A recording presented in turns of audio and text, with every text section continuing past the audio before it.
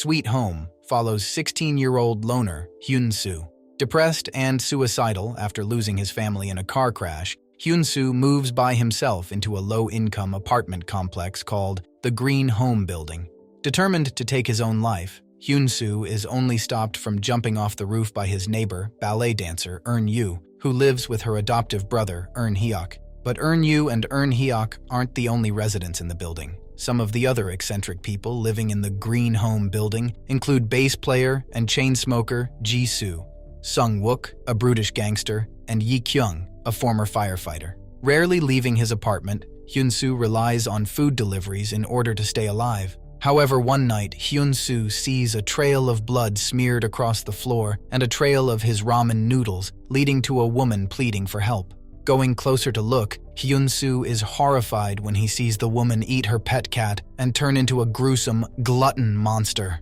Feeling like he's going crazy as he watches a vampire-like monster attack the apartment and Eun-Hyuk and Yi-Kyung force it out, Hyun-Su, instead of wanting to die, finds himself desperate to survive. With the whole city flung into chaos, the Green Home Building residents all come together in the building's lobby. Checking the news, the residents realize that the disease that's causing people to turn into horrific monsters is happening all around the country, forcing the government into damage control mode.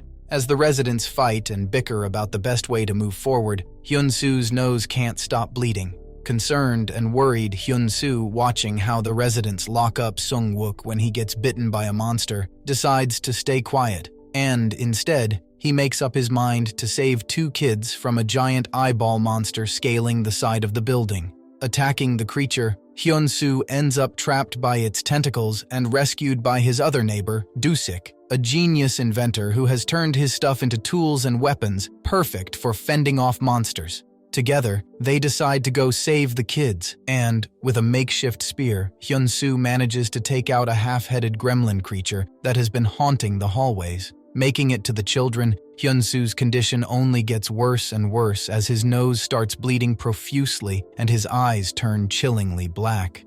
Waking up the next day, Hyun-Su turns to the mirror to see his black eyes. Disturbed by the monster inside him, Hyun-Su also realizes that he has regenerative power, meaning he can heal much quicker than he could before.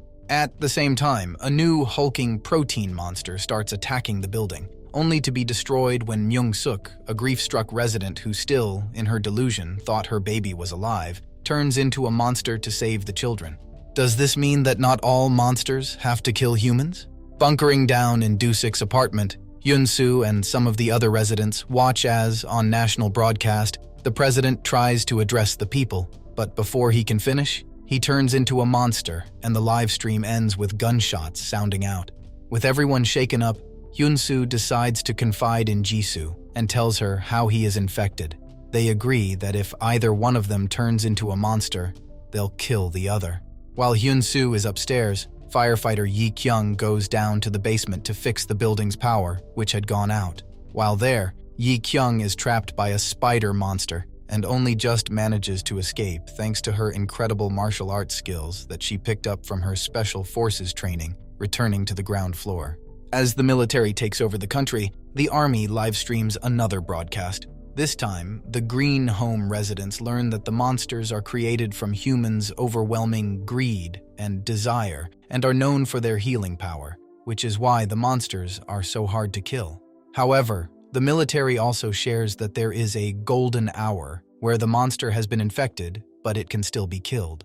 Later, when Hyun-Su survives a what should be lethal fall and the other residents find out he must be infected, neither a human nor a monster, nobody is sure of what to do.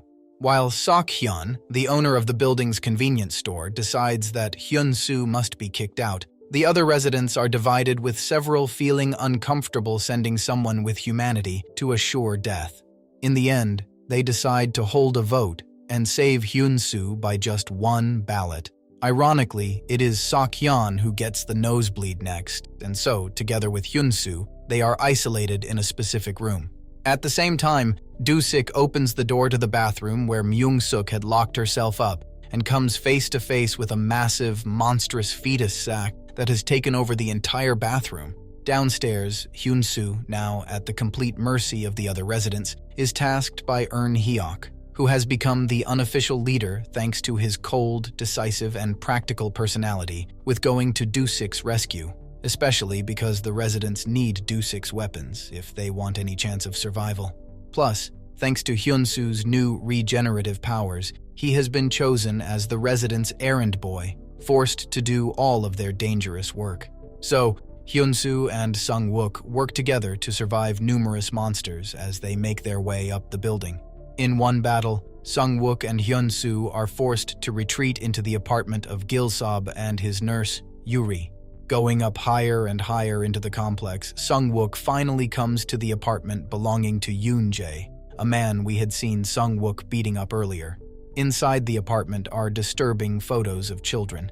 It turns out Youn was a child predator all along, and Sang-Wook, who had been working as a contract killer, had been tasked with killing him, which he finally does, beating him to death and dragging his body outside. As for Hyun-Su, finding Do-sik and the kids, he goes downstairs with Yuri and Gil-sob, helped by Yuri's awesome crossbow skills.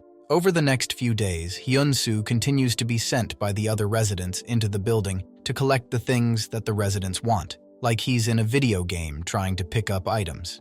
As for the other people, they stick to a few rules, like always moving in pairs and checking their temperatures every day in order to keep track of who is human, who is a monster, and who is in between.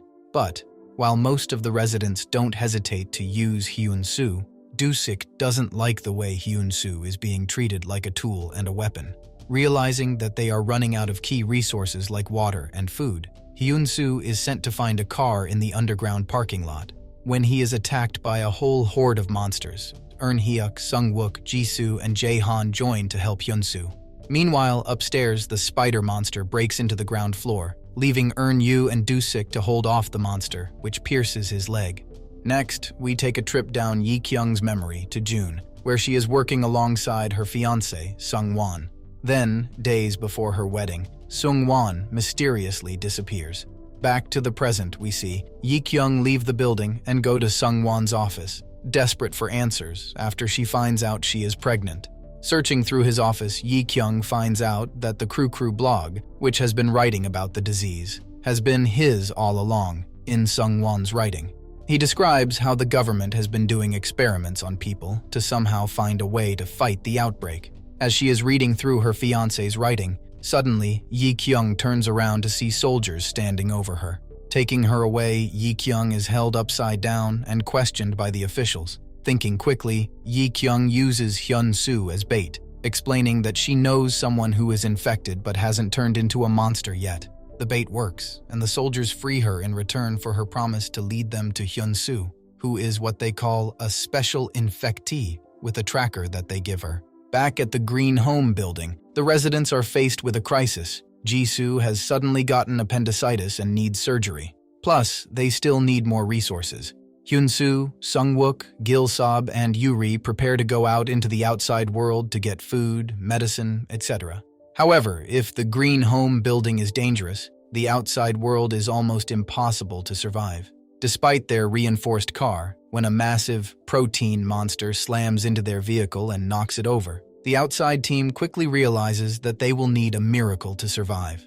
As Eun-hyuk performs amateur surgery on Jisoo, the outside team continues to fight, not even stopping when Gil-sob starts bleeding from his nose. Luckily, right at that moment, Yi-kyung arrives, ramming into the monster with her fire truck, which also carries fresh water. Back in the building, even though he had been doing his best to help the residents, Hyun-Su's condition has been deteriorating, even once hanging upside down from the ceiling, turning into a monstrous cocoon. Waking up, Yi-kyung asks Hyun-Su when he first started feeling his symptoms, and she admits to running into the soldiers and telling them about him. Could Hyun-Su be the key to some kind of cure?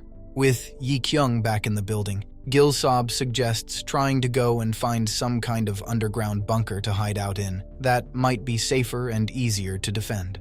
However, the time to leave comes and goes when Gil-sob sees a military truck racing to their apartment. Slamming into the building, a whole group of men jump out of the truck and immediately start hunting the residents, who, despite trying to hide away, end up imprisoned with the exception of the children, whom Gil-sob hid well in the vent. kept prisoner inside a penciled line and surrounded by men carrying machine guns who will kill them if they put as much as a toe out of the line. The residents come face to face with the leader of this military troop, a monstrously cruel and evil man named Jung. The only two who aren't imprisoned are Youn and Sang-Wook. Ambushing the soldiers, Youn and Sang-Wook take down 2 soldiers, and all the residents work together to fight the soldiers, with Hyun-Su leading the fight in the lobby. However, when Jung holds Eun-hyuk at gunpoint, the fighting stops. Just then, Son-young, the timid wife of Sok-hyun, transforms into a monster, stabs Hyun-Su, and kills one of the soldiers. Worried that she'll turn on the residents, Hyun-Su, having just been stabbed, takes out Son-young. Hurt, Hyun-Su is dragged to the rooftop by Jung and his second-in-command, a mysterious figure named Woo-myung. With Jung and Woo-myung gone, Youn saves everyone else from the remaining soldiers. But the real excitement is happening on the rooftop as Woo-myung pushes Jung off the building. It turns out Woo-myung is a monster who can transform himself into anybody. As Hyun-Su and Woo-myung head back downstairs, a helicopter drops information leaflets about the infection and invites all people to head to the survival camp. Talking together, Woo-myung explains to Hyun-Su that he had gone to the authorities to look for a cure, but they had conducted 1,000,000 inhumane experiments on him to try and pull the infection out of him. It was all useless. Woo-myung also shares with Hyun-Su how the military is planning to get rid of both humans and monsters. On the rooftop, Woo-myung had asked Hyun-Su whether he was sure that the residents would have his back, even if he fully turned into a monster. Hyun-Su wasn't sure. However, when he sees them kill a friendly goo monster, he becomes sure that he won't be accepted. Hyun-Su's not wrong. As he is talking with Woo-myung, Eun-hyuk and Eun-yu discuss the leaflet, and specifically, they weigh selling out Hyun-Su to the military. In fact, they only decide not to because Eun-hyuk is suspicious that it's a trap. At the same time, Youn has also been contemplating whether or not to use the tracker. However, despite seeming reasonable at first, Woo-myung is a monster, and after killing Sang-Wook, Yuri, and another resident named Byung-il, Hyun-Su is forced to let his monster side take over to overpower Woo-myung. With a massive wing branching out from his shoulder, the two fight, and Hyun-Su ends up being saved by Dusik, who sacrifices himself. With Dusik, one of the only people who were genuinely on his side, gone, Hyun-Su returns to his humanity, but something in him has changed. By the time the residents try to convince Hyun-Su to escape with them, he had already committed to heading out by himself. As the army surrounds the building, the soldiers plant grenades and start to fire on the building.